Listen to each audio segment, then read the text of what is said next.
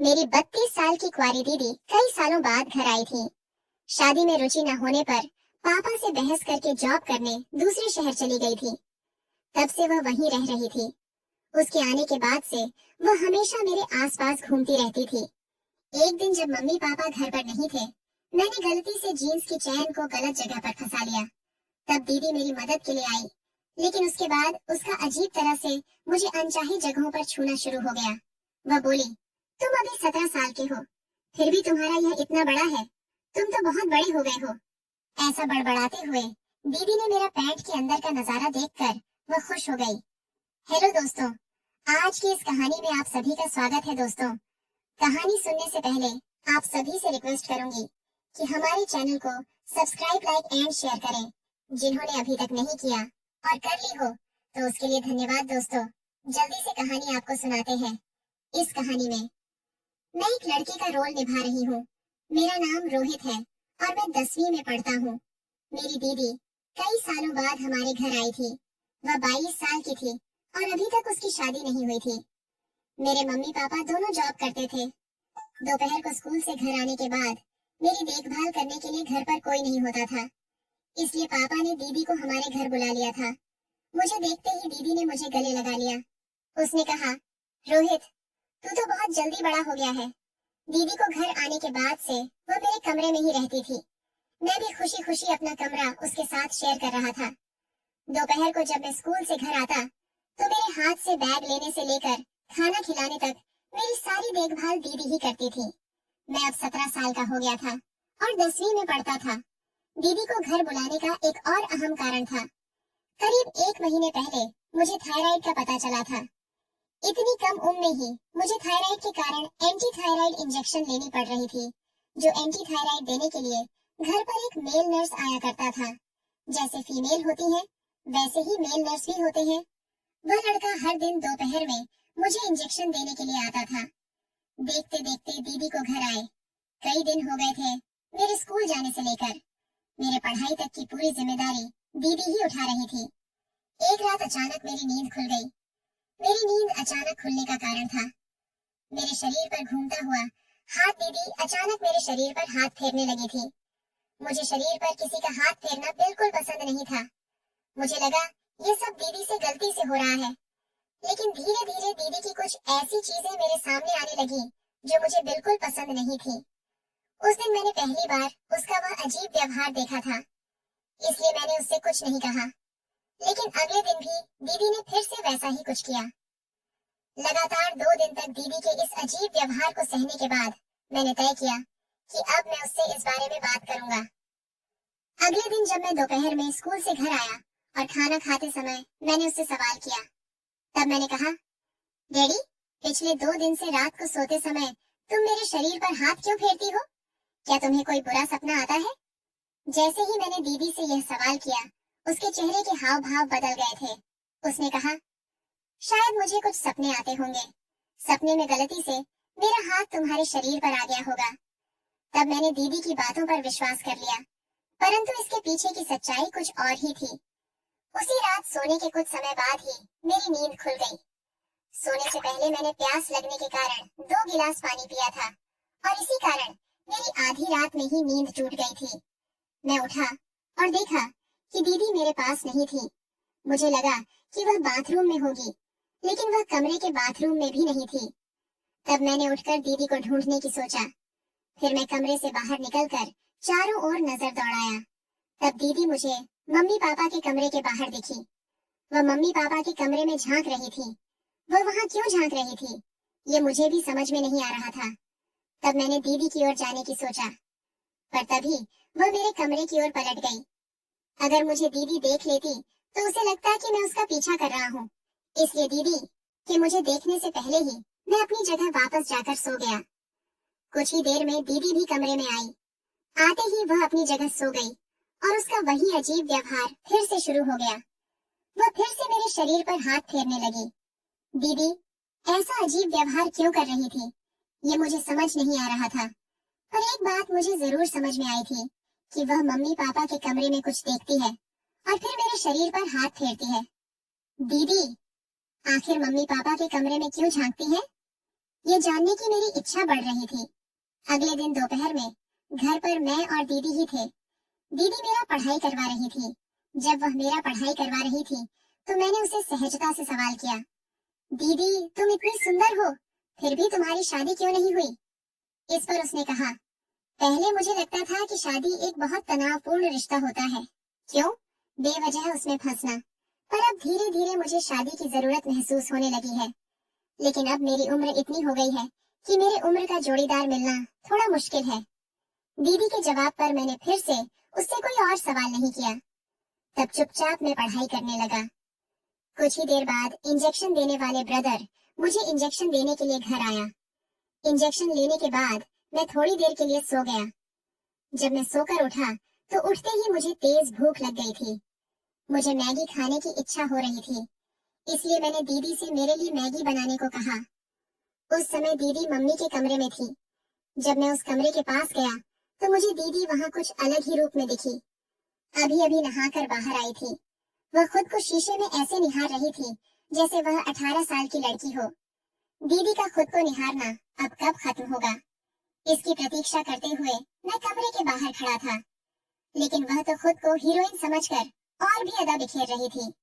इधर मेरी भूख भी कंट्रोल नहीं हो रही थी। आखिरकार मैं दीदी के कमरे में चला गया। मुझे देखते ही दीदी थोड़ी शर्मा गई। उस समय वह वैसे ही मेरे सामने खड़ी थी और मुझसे बातें करने लगी। दीदी उस वक्त नहाने के बाद गाउन पहने हुए थी। मुझे देखते ही उसने कहा, उठ गए रोहित, तुम? अच्छा, अब आ ही गए हो तो बताओ, मैं कैसी लग रही हूँ? मुझे भूख लगी थी, इसलिए मैं वहां गया था। लेकिन दीदी तो मेरे मुंह से अपनी तारीफ सुनने में व्यस्त हो गई थी। तभी उसने मेरा हाथ पकड़कर मुझे आईने के सामने ले गई। एक हाथ मेरे गले में डालकर वह मेरे पीछे खड़ी हो गई। उसने कहा, रोहित, तुम्हें क्या लगता है, क्या मुझे अभी भी शादी करनी चाहिए? दीदी के इस सवाल पर मैं क्या जवाब दूं, समझ नहीं पा रहा था।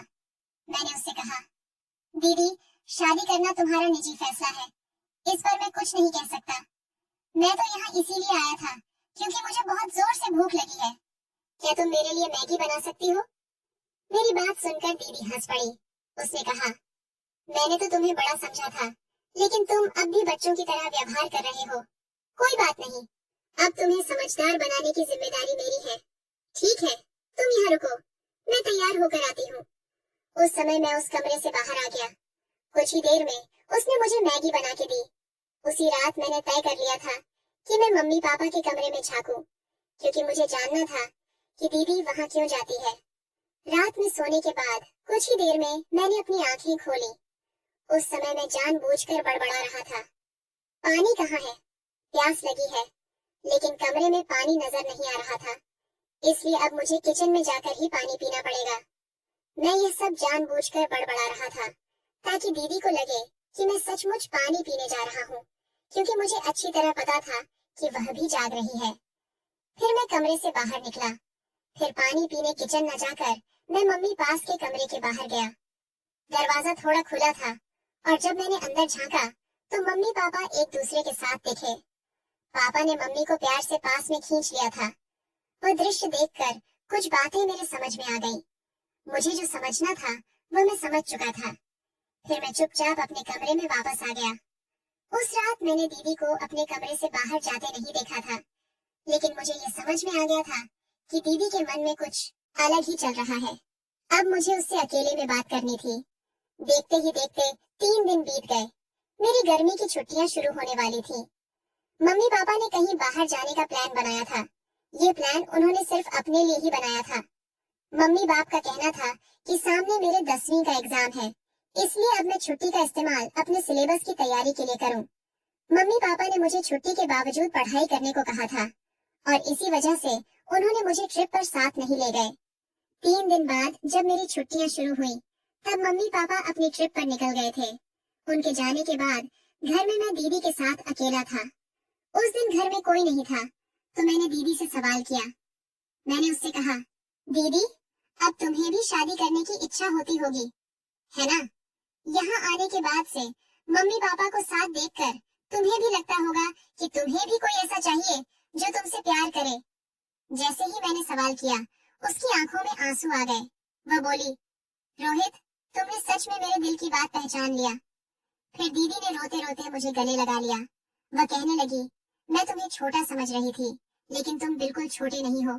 तुम्हारी इस समझदारी की बात सुनकर मुझे तुम्हारे अंदर का एक बड़ा आदमी नजर आ रहा है। क्या तुम्हें सच में लगता है कि मेरी इस उम्र में मुझे कोई पसंद करेगा? दीदी ने फिर वही सवाल मुझसे किया था, जिसका जवाब मेरे पास नहीं था। लेकिन उस दिन के बाद से दीदी का नजरिया मेरे प्रति बदल गया था। उस दिन के बाद से दीदी ने घर में मम्मी के स्टाइलिश कपड़े पहनने शुरू कर दिए थे। दीदी को स्टाइलिश कपड़ों में देखकर मैं उसे देखता ही रह जाता। जब वह स्टाइलिश कपड़े पहनकर तैयार होती, तो वह खास तौर पर मेरी तारीफ सुनने के लिए उत्सुक रहती। इतना ही नहीं, वह मुझसे चिपक कर फोटो भी खींचवाती। दीदी का जो भी स्पर्श मुझे होता, वह कुछ अलग ही दर्शाता था। उसका एकदम से बदला हुआ अंदाज कुछ और ही बता रहा था, जैसे वह मुझे बेवजह इशारे कर रही हो। खैर, एक दिन सुबह नहाने के बाद मैंने जीन्स पहनी। जीन्स पहनते समय अचानक उसकी चैन गलत जगह पर अटक गई और मुझे दर्द होने लगा। तब मैं जोर जोर से मम्मी को पुकारने लगा। मम्मी तो घर पर नहीं थी, ये मैं कुछ देर के लिए भूल गया था। मेरी आवाज सुनकर मम्मी नहीं, लेकिन दीदी दौड़ती हुई मेरे कमरे में आ गई। उसने पास आकर मुझसे पूछा, क्या हुआ रोहित? मैंने उसे सब कुछ बताया। तब वह मेरे पास आई और मेरी मदद करने लगी। जैसे ही उसने मेरी जीन्स को हाथ लगाया, मैं शर्म से पीछे हट गया। मैंने कहा, दीदी, मुझे शर्म आ रही है। तब उसने समझाते हुए कहा, अभी के लिए शर्म को अलग रखो, नहीं तो तुम हमेशा के लिए परेशानी में पड़ जाओगे। अब तुम्हारी मम्मी तो घर पर नहीं है, इसलिए तुम्हारी मदद मुझे ही करनी पड़ेगी। तब मैंने अपनी आंखें कसकर बंद कर ली और उसे मेरी मदद करने दी, क्योंकि उसके अलावा मेरे पास कोई और विकल्प नहीं था। कुछ ही देर में उसने मुझे मेरी परेशानी से राहत दिला दी, लेकिन उसके बाद से दीदी की नजर मुझ पर बदल गई। जब उसने मेरी मदद की, तो अनजाने में उसका स्पर्श गलत जगह हो गया था। मेरी मदद करने के बाद वह मुझे एक अलग नजर से देखने लगी थी। उसने कहा, रोहित, मैं तो तुम्हें इतने दिनों से सामान्य समझ रही थी, लेकिन तुम तो 17 साल की उम्र में ही बहुत बड़े हो गए हो दीदी। जो कुछ भी कह रही थी, मैं सब समझ रहा था। उस समय मेरे चेहरे पर खुद ब खुद मुस्कान आ गई। उस दिन के बाद दीदी ने कहा, आज से जब तक मम्मी घर नहीं आती, मैं तुम्हें नहला दिया करूंगी। मैंने उसे मना कर दिया, क्योंकि मैं बहुत ही शर्मीला था। मेरे इनकार पर दीदी ने कहा, ठीक है, तुम खुद ही नहाया करो, लेकिन नहाने के बाद तैयार करने की जिम्मेदारी मेरी होगी। आज तुमने जो गड़बड़ की थी, उससे बहुत बड़ा समस्या उत्पन्न हो सकता था। आज के बाद मैं तुम्हें तैयार करूंगी। उसके बाद मैंने भी सहमति जताई। उस दिन हमेशा की तरह दोपहर में नर्स मुझे इंजेक्शन देने घर आया। इंजेक्शन लेने के बाद उस दिन मैं रोज की तरह सोया नहीं था, बल्कि उठकर कमरे से बाहर चला गया। हॉल में आते ही मैंने टीवी चालू कर दिया। टीवी की आवाज सुनकर दीदी मम्मी के कमरे से बाहर आई। शायद वह मम्मी के कमरे में आराम कर रही थी। दोपहर में जिस तरह से दीदी तैयार हुई थी, उसका मचलना कुछ अलग ही था। खैर, आज भी दीदी ने छोटे कपड़े पहने थे। उसने कहा, रोहित, मैंने खास तुम्हारे लिए पानी पूरी बनाई है। रुको, मैं किचन से लेकर आती हूँ। किचन में जाते समय उसने टीवी बंद कर दिया और पानी पूरी लाने के लिए किचन में चली गई। वह मुझे हॉल में भी पानी पूरी खिला सकती थी, लेकिन उसने ऐसा नहीं किया। वह मुझे मेरे कमरे में लेकर गई और मुझे बिस्तर पर बैठाकर अपने हाथों से पानी पूरी खिलाने लगी। पानी पूरी खाते समय दीदी बार बार मेरे बालों पर हाथ फेर रही थी। वह कह रही थी, तुम बहुत समझदार हो गए हो, अब तो तुम बड़े भी हो गए हो। तब दीदी के परफ्यूम की खुशबू मेरे कमरे में चारों ओर फैली हुई थी। वह बात कर रही थी और मुझे धीरे धीरे नींद आने लगी। कुछ देर में मैं गहरी नींद में सो गया।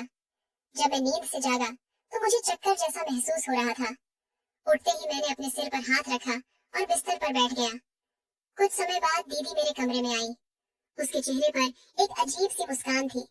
उसने कहा, रोहित, मुझे उम्मीद नहीं थी कि तुम्हारी वजह से मेरे जीवन में इतना आनंद आएगा। दीदी की बात मुझे समझ नहीं आ रही थी। मैंने उसकी बातों पर सिर्फ सिर हिला दिया, क्योंकि मैं अपने ही ख्यालों में खोया हुआ था। दीदी ने कहा, तुम फ्रेश होकर आओ, हम मजे करेंगे। मैं फ्रेश होकर कमरे से बाहर गया। तब दीदी ने हॉल में मेरी पसंद के गाने लगाए थे। इससे पहले दीदी ने कभी मेरी पसंद के गाने नहीं सुने थे। उसे डीजे के गाने बिल्कुल पसंद नहीं थे, लेकिन उस दिन उसने खुद ही मेरी पसंद के गाने लगाए थे। इतना ही नहीं, उसने मेरा हाथ पकड़ा और मुझे डांस कराने लगी। उसने मेरा एक हाथ अपनी कमर पर और दूसरा अपने कंधे पर रखा। वह मेरे साथ कपल डांस करने लगी। दीदी इतनी खुश क्यों थी, ये मुझे समझ नहीं आ रहा था। उस दिन के बाद जैसे जैसे दिन गुजरते गए, दीदी मुझे खुश दिखाई देने लगी। लेकिन दोपहर में जब भी मैं सोकर उठता, मुझे बहुत थकान महसूस होती थी। सोकर उठने पर वह मुझसे हमेशा एक ही बात कहती, तुमने आज मुझे बहुत खुश किया। मैं उसे किस तरह से खुश कर रहा था, ये मुझे समझ नहीं आ रहा था। लेकिन जो तकलीफ मुझे हो रही थी, वह मुझे अच्छी नहीं लगती थी। शुरू में मुझे दीदी से तैयार होने में संकोच होता था, लेकिन धीरे धीरे मुझे उसकी आदत पड़ गई। अब मैं बिना शर्माए दीदी से तैयार होने लगा था। अगले कुछ दिनों में दीदी और मेरे बीच एक अलग रिश्ता बनने लगा और मुझे वह सब कुछ अच्छा लगने लगा। कुछ दिनों बाद मम्मी पापा घर आ गए। अचानक एक दिन मुझे बहुत चक्कर आने लगे और फिर घर वालों ने मुझे अस्पताल में भर्ती करवा दिया। अचानक मुझे क्या हुआ, ये मुझे भी समझ नहीं आया। जब मेरी आंखें खुली तो पता चला कि मैं लगभग 1 महीने बाद आईसीयू से बाहर आया हूँ।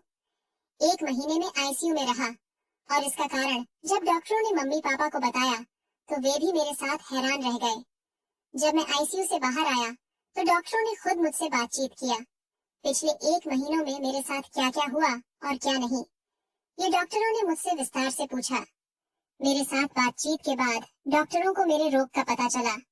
उन्होंने मम्मी पापा को बताया कि रोहित को पिछले 1 महीनों से एक अजीब बीमारी हो गई है। उसने खुद की एक अलग दुनिया बना ली है। वह कल्पना में जी रहा है।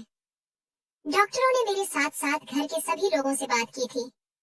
फिर डॉक्टर ने मम्मी पापा से कहा, आप दोनों अपने काम में व्यस्त थे, आपने खुद के लिए समय निकाला, लेकिन अपने बेटे से बातचीत सही समय पर नहीं किया। आपका बेटा खुद से बातें करता था और इस पर आपका ध्यान नहीं था। इसके बाद घर में रोहित की दीदी आई। रोहित ने अपनी दीदी को भी एक शख्स के प्यार में पड़ते हुए देखा था। इंजेक्शन लेने के बाद वह रोज अपनी दीदी को घर आए, इंजेक्शन देने वाले ब्रदर के साथ देखता था। ये सब देखकर उसे लगने लगा कि प्यार केवल लड़के और लड़की के बीच होता है। इसीलिए रोहित खुद को उसे ब्रदर के रूप में देखने लगा।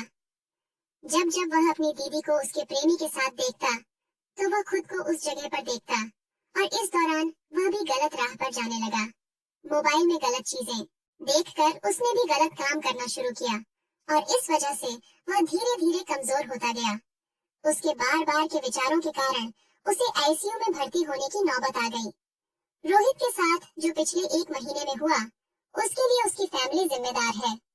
डॉक्टर ने जो कुछ हुआ वह मम्मी पापा को बताया था और दीदी भी वहाँ मौजूद थी। तब दीदी के गले में मुझे मंगलसूत्र दिखा। मुझे तब पता चला कि जब मैं आईसीयू में था, तब मम्मी पापा ने दीदी की शादी उसके प्रेमी से करवा दी थी। मेरी हालत देखकर दीदी ने मुझसे माफी मांगी। उसने कहा, रोहित, मैं तुम्हारी देखभाल करने आई थी, लेकिन मैं भी अपनी ही दुनिया में खो गई थी। तुम्हारी तरह मैं भी अकेली हो गई थी। तुम्हारी वजह से ही मेरी मुलाकात इस शख्स से हुई और धीरे धीरे हमारे बीच प्यार पनप गया। मैं अपनी दुनिया में इतनी खो गई थी कि मैंने कभी तुम्हारी तरफ ध्यान नहीं दिया। ये मेरी भी गलती थी। दीदी की बात का मैं कोई जवाब नहीं दे पाया क्योंकि मैं खुद बोलने में असमर्थ था। मुझे क्या बीमारी थी, इसका मुझे खुद अंदाजा नहीं था। मेरी बीमारी के बारे में पता चलते ही मम्मी पापा ने उस दिन के बाद से मेरी देखभाल खुद करना शुरू कर दिया। उन्होंने मुझसे बातचीत करना शुरू किया। तब मुझे यह समझ में आने लगा कि प्यार सिर्फ प्रेमी प्रेमिका के बीच का रिश्ता नहीं होता, बल्कि माता पिता और बच्चे का भी एक प्रेमपूर्ण रिश्ता होता है। तो दोस्तों, अपने बच्चों को दूसरों के भरोसे नहीं छोड़ना चाहिए। आजकल कई माता पिता अपने करियर को बनाने में व्यस्त रहते हैं। इसी करियर की दौड़ में वे अनजाने में अपने बच्चों की उपेक्षा कर देते हैं। इसका उन्हें एहसास नहीं होता। अगर माता पिता खुद अपने काम में व्यस्त होंगे तो इसके दुष्परिणाम बच्चों पर पड़ने लगते हैं। बच्चों को गंभीर मानसिक बीमारियों का खतरा हो सकता है। अगर आप अपने बच्चों को इस तरह की मानसिक बीमारियों से बचाना चाहते हैं, तो बच्चों के साथ मित्र की तरह व्यवहार करें। रोज उनसे बातें करें, उन्हें कभी कभी बाहर घुमाने ले जाएं। हर माता पिता के लिए उनके बच्चे सबसे बड़ी संपत्ति होते हैं। ये माता पिता को कभी नहीं भूलना चाहिए। तो दोस्तों, ये थी हमारी आज की छोटी सी कहानी। आपको ये कहानी कैसी लगी? कमेंट करके जरूर बताएं। अगर आपको ये कहानी पसंद आई हो तो इसे लाइक करें और अपने दोस्तों के साथ शेयर करें। आगे भी ऐसी ही रोमांचक कहानियों के लिए हमारे चैनल को सब्सक्राइब करें और बेल आइकन दबाना ना भूलें ताकि आप हमारी कोई भी कहानी मिस ना करें। धन्यवाद। मेरा नाम सुनीता